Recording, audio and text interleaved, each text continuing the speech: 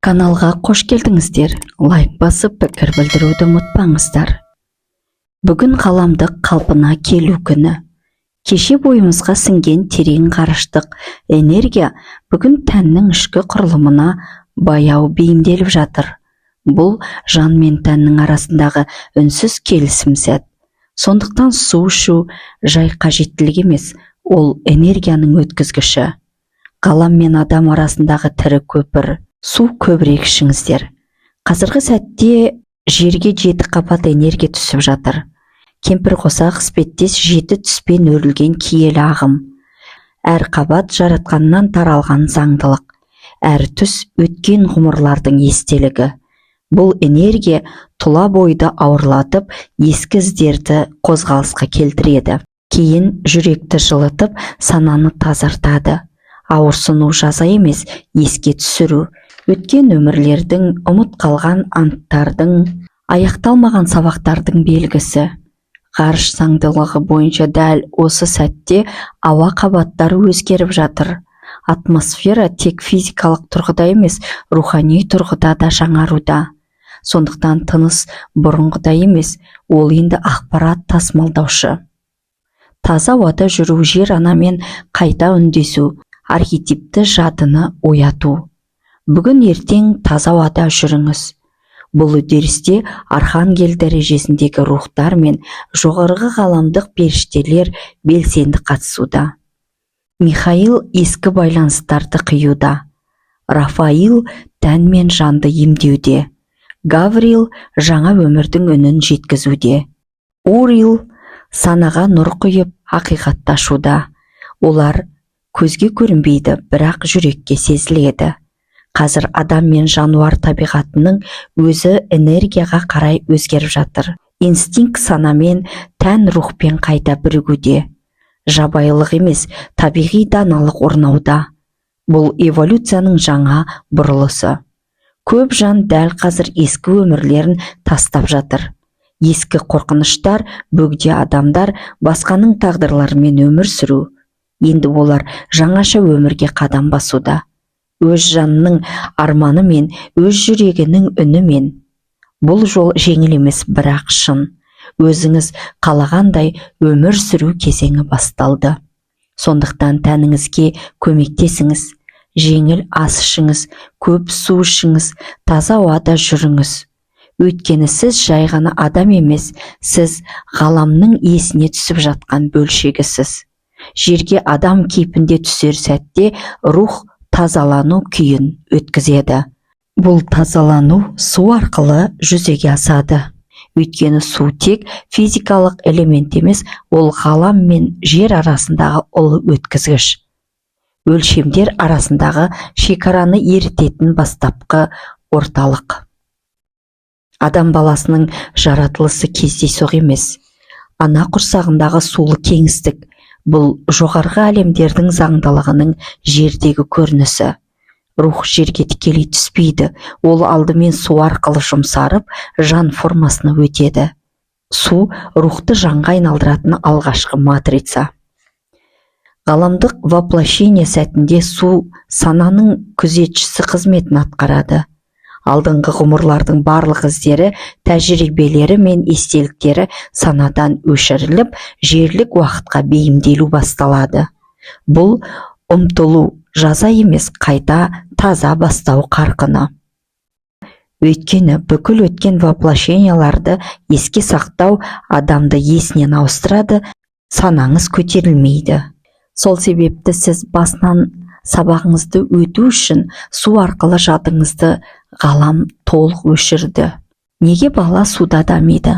Жаны физикалық тәнге бекітілер алдында ана құрсағындағы сулы кеңістікте биологиялық емес, ғарыштық резонанс арқылы қаптасады. Онда рухтық вибрация баяулап, матрица заңына икемделеді. Яғни жерге адам ретінде туылуға дайындық. Су осы өтудің куәсі де, кепілі де. Ол ақпаратты тасиды, дірілді өткізеді, ғаламдық кодтарды жерлік формаға аударады. Сондықтан су ұлы өткізгіш деп аталады. Негізіміз суда деу тек биологиялық ақиқат емес, Бұл біздің шығу тегіміздің жоғарғы әлемдермен байланысының белгісі. Су рухтың есігі, жанның бесігі және адамның жерге түсуіндегі ең алғашқы ғарыштық келісім. Жоғарғы әлемде ғарыш құрылысшылары мен ғалам құрылысшыларымен алғаш кездескен кезімде жер планетасынан кеткен, яғни толық рух ретінде дамуын аяқтап, басқа планеталарға көшетін рухтарды көрдім. Олар бір ауыздан жер планетасындағы соңғы өмірімізден кейін біздің тәніміз жерге түспейді дейді. Ендеше қайда түседі деп сұрағанымда, олар суға, су бетіне түседі деп жауап берді. Осы сөздер мені ойландырды. Бұл рухтар жұмбақтап айтып тұрғанын түсіндім. Демек, олар жерден кеткен кезде, яғни адам тілінде айтқанда, өлген сәтінде жерге түспейміз, суға түсеміз деп айтты. Мұнда бір терең ақиқат жасырынғанын сездім. Сол себепті жоғарыдан ғаламдық архивтерге жүгініп, осы мәліметті тереңінен зерттедім. Зерттеу барысында анықтағаным, олардың айтып отырғаны физикалық өлім туралы емес, рух жадын су арқылы тазарту үдерісі екен. Яғни, сөз дененің тағдыры туралы емес, сананың тағдыры жайында болған. Осылайша ғалам өз сырын ашты. Тылсымның тілі жұмбақ әрі күрделі болғанымен, оның шешімін табуға жоғарыдан әрдайым көмек беріліп үйретіледі. Қазіргі физикалық әлем мен тылсым әлем біріккелі, негізімізге оралып су әлеміне өтудеміз. Қазір бақылап қарасақ, үлкен миссиямен, ғаламдық миссиямен келген, адам санасынан келген, қасиеті ашылған адамдардың көбі жер бетінде өте қарапайым өмір сүріп жүрген жандар. Олар үйдегі ана, зейнеттегі әже, мұғалім, дәрігер, көлік жүргізушісі, құрылысшы, сатушы, есепші, бала күтуші және тағы басқа өзіміз сияқты күнделікті еңбек етіп жүрген жандар. Олардың бойында ерекше қасиет бар екенін, ұлы миссиямен келгенін, өзі басқа ешкім не туысы, не досы, не әріптесі, тіпті ең жақын адамдары да білмеуі мүмкін. Өйткені олар күнделікті тіршілігін жасап жүріп-ақ өздерінің энергетикалық өрісі арқылы айналасын тазартып, үлкен рухани миссиясын атқарып отырған жандар. Олар арамызда жүр. Қазақ халқы бекер айтпаған. 40-тың бірі қыдыр. Бұл сөздің мәні терең. Алдыңда кім отырғанын білмейсің. Сондықтан әр адамды сыйлау керек дегенді білдіреді. Өйткені алдыңда отырған адам, қасыңда жүрген досың, әріптесің бәрін іштей біліп көріп, сезіп отыратын жан болуы мүмкін. Қасиеті бала күннен ашылған адамдар бар.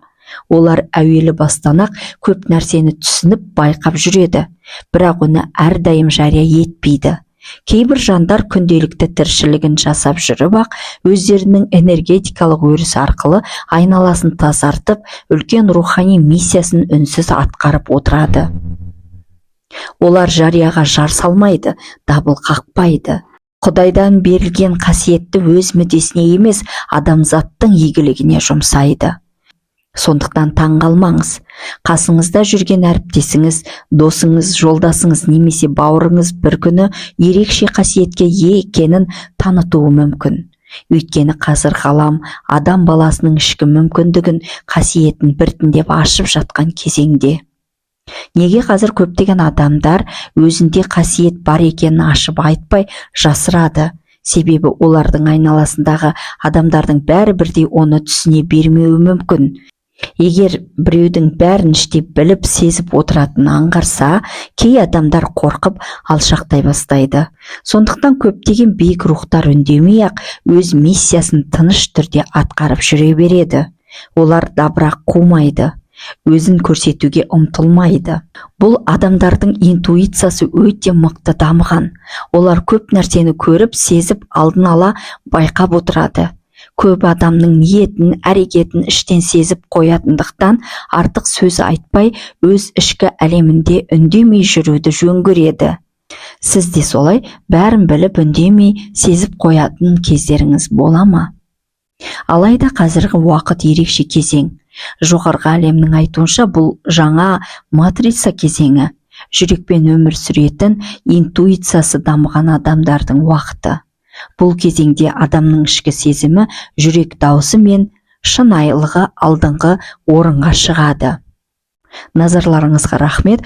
Каналға жазылып, лайк басып, пікір білдіруді ұмытпаңыздар.